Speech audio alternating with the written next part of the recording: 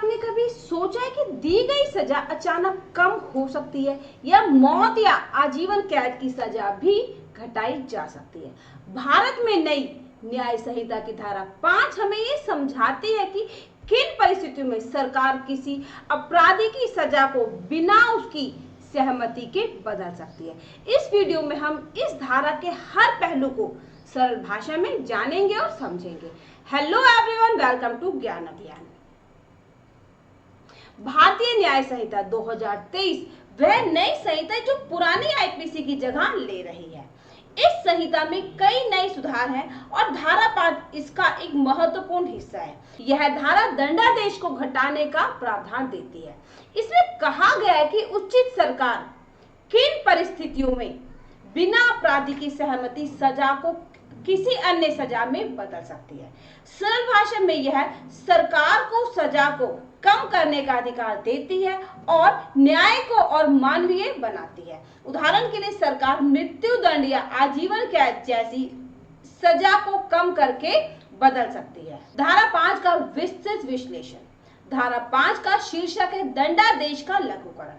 इसके अनुसार उचित सरकार अपराधी की सहमति के बिना इस संहिता के अधीन किसी भी दंड को किसी अन्य दंड में लघुकरण कर सकती है। यहाँ दंड शब्द से उन सभी सजाओं को समझा जाता है जो बीएनएस की धारा 4 में सूचीबद्ध है। मृत्युदंड, आजीवन कारावास, कठोर या सरल कारावास, संपत्ति की जब्ती, जुर्माना, सामुदायिक सेवा आदि। अर्थात इनमें से किसी भी सजा को परिस्थिति के आधार पर सरकार द्वारा कम किया जा सकता है। उदाहरण के लिए यदि अदालत ने किसी को आजीवन कारावास की सजा सुनाई है तो भी उपयुक्त सरकार उसकी सजा को कम करके 20 साल के कठोर कारावास या सामुदायिक सेवा में बदल सकती है। नए कानून में आजीवन कारावास को आमतौर पर 20 वर्ष माना गया है। इसी प्रकार अगर केंद्र सरकार के तहत आने वाले मामलों में मौत की सजा है तो केंद्र सरकार इसे आजीवन या वर्षों की कैद में परिवर्तित कर सकती है। ये पूरी प्रक्रिया भारतीय नागरिक सुरक्षा संहिता 2023 की धारा 474 के नियमों के तहत है जो दंड परिवर्तन की प्रक्रिया निर्धारित करती है। उपयुक्त सरकार। धारा 5 के स्पष्टीकरण में यह बताया गया है कि उचित सरकार से तात्पर्य केंद्र या राज्य सरकार से है। मुख्य बिंदु है केंद्र सरकार। यदि सजा मृत्यु दंड की है या अपराध संघीय केंद्रीय अधिकार क्षेत्र से संबंधित कानून के तहत है तो मामला केंद्र सरकार की जांच में आएगा। उदाहरण, राष्ट्रीय सुरक्षा या विदेशी संबंधों से जुड़े अपराध। राज्य सरकार। यदि सजा चाहे वह मौत की हो या नहीं राज्य के अधिकार क्षेत्र के अपराध के लिए है तो उस राज्य की सरकार को सजा कम करने की शक्ति होगी। उदाहरण स्वरूप, अगर किसी व्यक्ति को केंद्र के दंड कानून जैसे आतंकवाद विरोधी कानून के तहत मृत्यु दंड हुआ है तो केंद्र सरकार उस सजा को जीवन कैद में बदल सकती है। वहीं अगर कोई व्यक्ति राज्य के कानून जैसे चोरी या नशीले पदार्थों का राज्य कानून के तहत दोषी पाया जाता है तो राज्य सरकार उसकी सजा मृत्यु दंड या कारावास को कम करेगी। धारा 5 की विशेषताएं और उद्देश्य। बिना सहमति के लघुकरण। इस धारा के तहत सजा बदलने के लिए अपराधी की अनुमति नहीं चाहिए। सरकार अपने विवेक से न्यायिक प्रक्रिया का पालन करते हुए सजा कम करने का निर्णय ले सकती है। विधि की शर्तें। सजा परिवर्तन की प्रक्रिया भारतीय नागरिक सुरक्षा संहिता की धारा 474 के तहत होती है। इसका मतलब है कि पहले अदालत ने अपराधी को सजा सुनाई होगी, फिर शासनादेश के जरिए सजा घटाई जाती है। किसी भी दंड में परिवर्तन। पारंपरिक दंड संहिता केवल मृत्यु की सजा को परिवर्तित करने पर केंद्रित थी, पर नई संहिता में सभी प्रकार की सजाओं को बदला जा सकता है। उदाहरण के लिए मृत्यु की सजा को आजीवन या सालों की कैद, आजीवन को निश्चित वर्ष, जमानत को सामुदायिक सेवा में बदला जा सकता है। दंडात्मकरण का अर्थ। दंडात्मकरण का अर्थ दंडादेश का लघुकरण। ये का शाब्दिक अर्थ है सजा को कम करना। ये सजा को पूरी तरह रद्द करने, अपराध माफ करने की बजाय उसकी कठोरता घटाने के लिए है। जैसे मौत की सजा को आजीवन और आजीवन को कुछ वर्षों की कैद में बदलना यह अपराध के सुधारात्मक और मानवीय पक्ष को ध्यान में रखकर किया जाता है। उद्देश्य धारा 5 का मुख्य उद्देश्य है अपराधी के सुधार पर ध्यान देना, मानवतावादी न्याय प्रणाली को बढ़ावा देना। यदि अपराधी ने अपना व्यवहार सुधारा है या विशेष परिस्थितियां हैं तो सजा घटाकर उसे पुनर्वास का अवसर दिया जा सकता है। इससे अपराधी को अपराध की दुनिया से निकलकर समाज में फिर से योगदान देने का मौका मिलता है। व्यवहारिक उदाहरण, रमेश नामक व्यक्ति पर हत्या का आरोप था और अदालत ने उसे आजीवन कारावास की सजा सुनाई थी।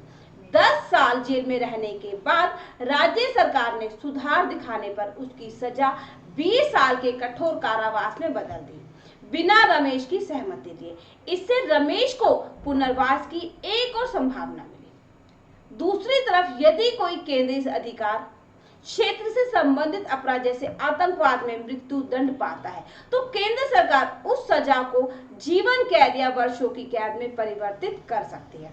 इसी तरह यदि कोई आर्थिक अपराध में जुर्माना चुका नहीं पाता तो सरकार जुर्माने की सजा को सामुदायिक सेवा में भी बदल सकती है। उदाहरण के लिए एक व्यापारी पर जुर्माना लगाया गया था लेकिन उसने भुगतान नहीं किया। राज्य सरकार ने उसकी सजा को समाज सेवा में बदल दिया, जहां उसे सार्वजनिक भलाई के कार्यों में लगाया गया। इन उदाहरणों से स्पष्ट होता है कि धारा 5 अपराधी की व्यवहार और परिस्थितियों को देखकर सजा के स्वरूप को बदलने देती है। यह पूरी प्रक्रिया कानूनी ढांचे में होती है और उचित सरकार के आदेश पर निर्भर होती है। पुरानी व्यवस्था और धारा 5 की भूमिका।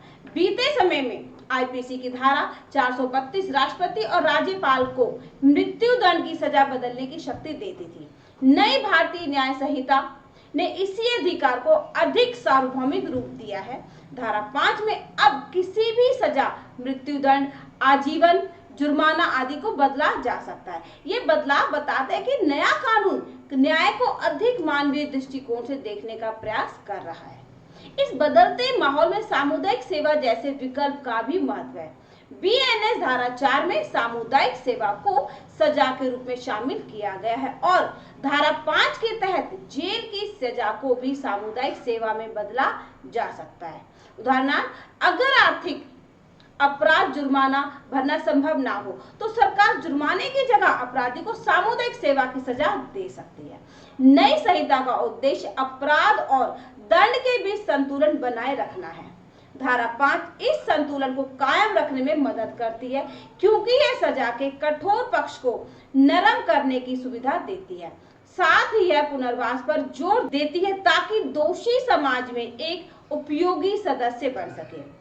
इस जानकारी से लॉ छात्रों और आम जनता को यह समझने में मदद मिलेगी कि धारा 5 जैसे प्रावधान न्याय तंत्र को सुधारने में किस प्रकार कारगर है। सारांश के मुख्य बिंदु।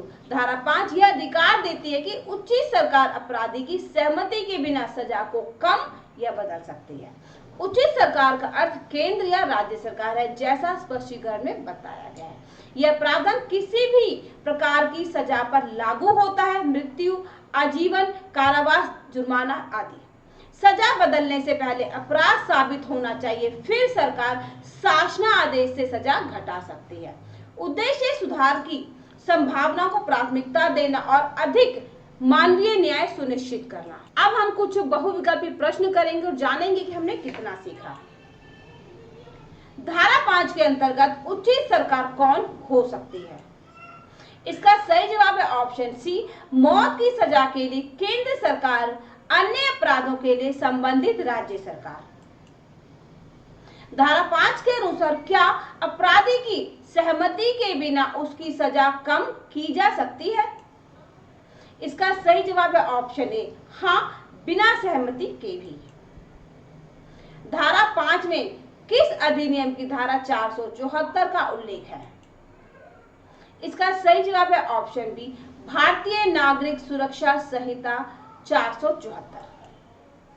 निम्न में से कौन सा दंड धारा 5 के तहत कम किया जा सकता है?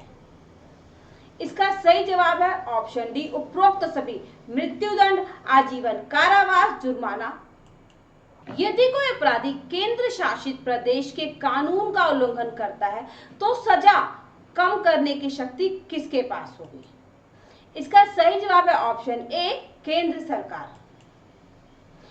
क्या धारा 5 के अंतर्गत उचित सरकार को अपराधी की सहमति से सजा कम करने की शक्ति प्राप्त है?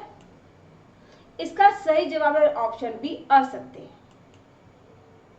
भारतीय न्याय संहिता 2023 की धारा 5 का संबंध किससे है? इसका सही जवाब है ऑप्शन सी, सजा को घटाने या बदलने से।